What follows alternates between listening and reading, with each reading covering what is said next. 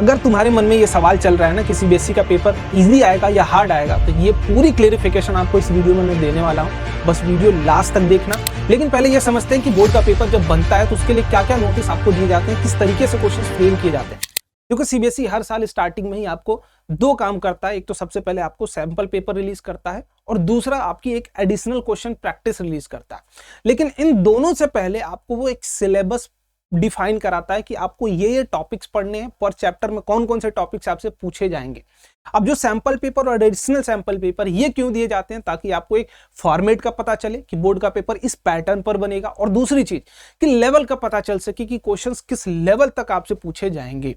तो हम कंपेयर भी करने वाले हैं कि हमारा जो पेपर है इस बार का वो 2023 के कंपैरिजन में कितना ऊपर जाएगा या नीचे जाएगा, कहां जाएगा और कितनी डिफिकल्टी लेवल हो सकती है इस साल के पेपर की। तो वीडियो लास्ट तक जरूर देखना, और अगर थोड़ी बहुत तुम्हें लाइक लगे, सपोर्ट मिले, मदद मिले, मोटिवेशन बढ़े तो शेयर भी जरूर कर देना।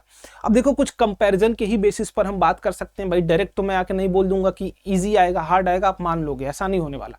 हम कंपैरेटिवली ही बात कर सकें, क्योंकि ना पेपर मुझे पता है, ना पेपर आपको पता, ना किसी भी टीचर को नहीं पता है।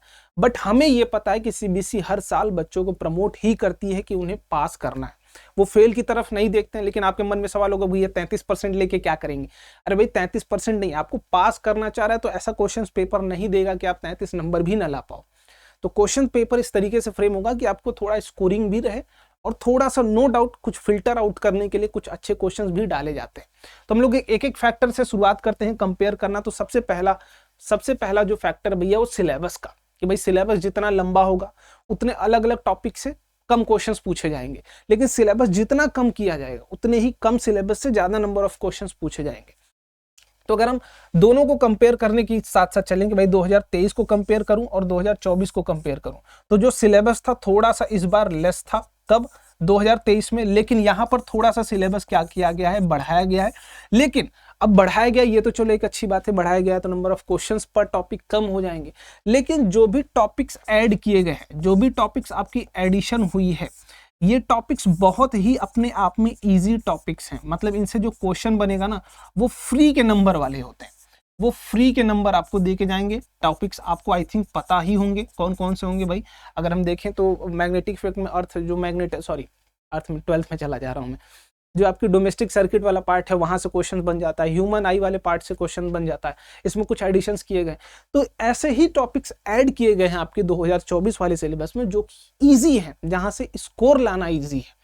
ठीक है, तो सिलेबस बढ़ना हमारे लिए एक प्लस फैक्टर ही है, हमारा इजी कैटेगरी वाला ही प्लस फैक्टर, कि भाई एक क्वेश्चन यहां से वो बनाएंगे, सिलेबस ऐड किए हैं तो बनाएंगे क्वेश्चंस। और नो डाउट जब क्वेश्चंस फ्रेम किए जाएंगे तो ये बहुत आसान सवाल है भाई, एक बार पढ़ लोगे क्वेश्चन होना ही होना, ये गारंटीड है तुमसे। अब अगले फैक्टर को अगर कंपेयर करके देखते हैं टाइप्स ऑफ क्वेश्चंस की। देखो टाइप्स ऑफ क्वेश्चन अगर हम हर साल बात करें तो भाई अगर 2023 की बात करें तो लगभग यहाँ पर 40% जो क्वेश्चंस थे वो क्या थे, आपकी कॉम्पिटेंसी बेस्ड थे। जो 40% क्वेश्चन थे वो कॉम्पिटेंसी बेस्ड थे, कॉम्पिटेंसी। लेकिन 2024 में जो पूछा जाएगा वो 50% कॉम्पिटेंसी हो जाएगा। अब तुम्हारे मन में ये सवाल आ रहा होगा कि भैया कॉम्पिटेंसी इस बार नया इंट्रोड्यूस हुआ था, हर टीचर यही बोल रहा है कॉम्पिटेंसी पूछा जाएगा, ये पूछा जाएगा, मैं भी खुद बोल रहा था। लेकिन जब आप पिछले पेपर्स को देखोगे, पिछले साल के पेपर्स को देखोगे, तो उसमें भी इवन 40% तक कॉम्पिटेंसी बेस्ड क्वेश्चंस पूछे जाते थे। तो ऐसा नहीं कि बहुत नई चीज आपको लेके आएगी। लेकिन हाँ, अब जो आदत थी हमारी कि रट के पास होंगे, देखो नो डाउट अगर आप रटने के चक्कर में हो तो थोड़ा सा तुम लैग करोगे, क्योंकि क्वेश्चंस थिंकिंग बेस्ड आएंगे, दिमाग लगाना पड़ेगा। रटने से तुम पास नहीं होने वाले हो। तो जो पिछले साल तक 40% था इस बार 50% होगा, तो थोड़ा सा तुम्हारे लिए यही माइनस फैक्टर होता है। लेकिन अगर तुम समझ के पढ़ के गए होगे, रटने के पीछे नहीं, तो तुम्हारे लिए प्लस फैक्टर हो जाएगा। ठीक है, ये चीज तुम्हें प्लस फैक्टर के तौर पर, क्योंकि तुम्हें बहुत इलेबोरेट नहीं करना, तुम्हें एग्जैक्ट टू द पॉइंट बात करनी होगी, और मार्क्स अच्छे तरीके से ज्यादा अमाउंट में तुम्हें मिल रहा होगा। ठीक है, तो ये पॉजिटिव फेवर ही है, बट उनके लिए जो रट के नहीं जा रहे हैं।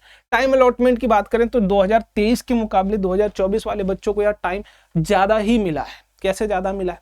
सीबीएसई ने 2024 का syllabus, sample paper, additional practice paper सब कुछ टाइम से पहले ही रिलीज कर दिया था। मतलब बहुत स्टार्टिंग में ही आपको दे दिया गया था। मतलब प्रिपेयर करने के लिए आपके पास सफिशिएंट अमाउंट ऑफ टाइम था। तो जब उन्होंने आपको टाइम दिया है प्रॉपर प्रिपरेशन करने के लिए, तो भाई क्वेश्चंस भी हो सकता है कि थोड़े अच्छे लेवल पर प्रिपेयर कर दें। तो हमें प्रिपेयर रहना है, हमारी प्रिपरेशन ऐसी होनी चाहिए। हम मैं तुमसे शुरू से बार बार एक ही बात इस चैनल पर तुम देखोगे, मेरी कोई भी वीडियोस उठा के देख लो, मैं बार बार बोलता हूँ सीबीएसई का एडिशनल पेपर जरूर लगाओ। बोलोगे हार्ड है बहुत, तुम्हें अल्टीमेट लेवल का पता चलेगा कि अल्टीमेट लेवल पर सारे क्वेश्चंस नहीं मैच करेंगे, लेकिन हो सकता है 10 में से 1 क्वेश्चन, 2 क्वेश्चन, 3 क्वेश्चन आए जो कि उस एडिशनल पेपर के लेवल का हो, तो वो आपकी बैरियर है। एडिशनल प्रैक्टिस पेपर यहाँ, सैंपल पेपर यहाँ, इसी के बीच में ही पेपर आपकी बन के आएगी, इतना दिमाग रख लेना अपना, ठीक है। तो आपको टाइम अलॉटमेंट भाई ज्यादा मिला है, इनको टाइम अलॉटमेंट ज्यादा मिला था, इनको जबकि कम मिला था, बट सिलेबस भी इनका कम था, सो दैट्स व्हाई इनके लिए फेवर बात थी। डिफिकल्टी लेवल की अब बात कर लेते हैं फाइनल कंक्लूजन पॉइंट पर कि बोर्ड का पेपर अब इजी आने वाला है या फिर हार्ड आने वाला है। आएगा कैसा, ये हमारे लिए बहुत बड़ा प्लस पॉइंट है, ये हमें जानना चाहिए भाई। हम वही देखने के लिए अब वीडियो आए है ना, कि इजी होगा या हार्ड होगा। देखो अगर 2023 की बात करें तो ना मैं इसको इजी बोलूंगा ना ही इसको हार्ड बोलूंगा, सिर्फ इजी टू मॉडरेट बोलूंगा। लेकिन किसके लिए, जो उन्होंने अच्छे तरीके से पढ़ा होगा, एक बार एटलीस्ट सिलेबस आपने पढ़ा होगा और सैंपल पेपर को अच्छे तरीके से सॉल्व किया होगा। अब इस बार की जो मैं अगर एक्सपेक्टेशन की बात करूं कि 2024 में कैसा पेपर बनेगा, तो नो डाउट जो सैंपल पेपर है उसको देख के हमें समझ में आता है कि इजी ही रहेगा, लेकिन जो मैक्सिमम लेवल हो सकता है ना, वो आपको मॉडरेट तक ही वो जा सकते हैं, ना बहुत ज्यादा हाई लेके जा सकते हैं ना बहुत कम लेके जा सकते हैं। बोर्ड का पेपर कोई कंपटीशन बेस्ड क्वेश्चंस नहीं कि तुम्हें हार्ड दे दिया जाएगा, और नो डाउट अगर हार्ड भी होगा तो इतने तुम लायक हो, तुम इतने काबिल हो कि उसको इलेबोरेट करके अपनी लैंग्वेज में यूज करके लिख सकते हो। थोड़ा सा अपने आप को डेवलप करो, अब आप 10th से 11th में जाने वाले हो है ना, तो थोड़ा सा डेवलप, ये चीज अपने अंदर डेवलप करो कि आप चीजों को इलेबोरेट करके लिख सको। तो जो ओवरऑल लेवल देखने को मिलेगा ना, वो भी इस बार इजी टू मॉडरेट ही रहेगा, बट अपने आप को इतना समझा के रखना कि मैं प्रिपेयर हूँ। इजी आए, हार्ड आए, मॉडरेट आए, मैं सबके लिए प्रिपेयर हूँ, लेकिन जो लेवल रहेगा ना वो इजी टू मॉडरेट ही रहेगा। लेकिन अब लास्ट में पेपर अटेम्प्ट करने से पहले जो तुम इतना दिमाग लगाना है कि इस बार जो क्वेश्चंस का तरीका है, जो कॉम्पिटेंसी बेस्ड क्वेश्चन पूछे जाएंगे, उसमें क्या नई चीज आने वाली है उसको दिमाग रख लेना। कि टाइप्स ऑफ क्वेश्चन जो होंगे वो असर्शन रीजन बेस्ड फोकस होगा, उनका मैचिंग पे फोकस किया जाएगा, और दूसरा जो है मल्टीपल ऑप्शंस, मतलब एक क्वेश्चन दिया गया, उसके मल्टीपल ऑप्शंस दिए गए, उस मल्टीपल ऑप्शंस को फिर 4 ऑप्शंस में डिवाइड किया गया।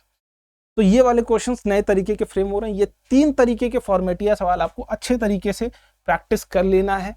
तुम्हें ना बोर्ड इजी लगेगा ना हार्ड लगेगा, कुछ नहीं लगेगा, वो एक अल्टीमेट लेवल पे लगेगा जो तुम्हें आता था। ठीक है, अब आई थिंक तुम्हारा कंक्लूजन पूरी तरीके से क्लियर हो चुका है कि इजी आएगा, हार्ड आएगा, मॉडरेट आएगा, जो भी आएगा तुम प्रिपेयर हो अच्छे तरीके से।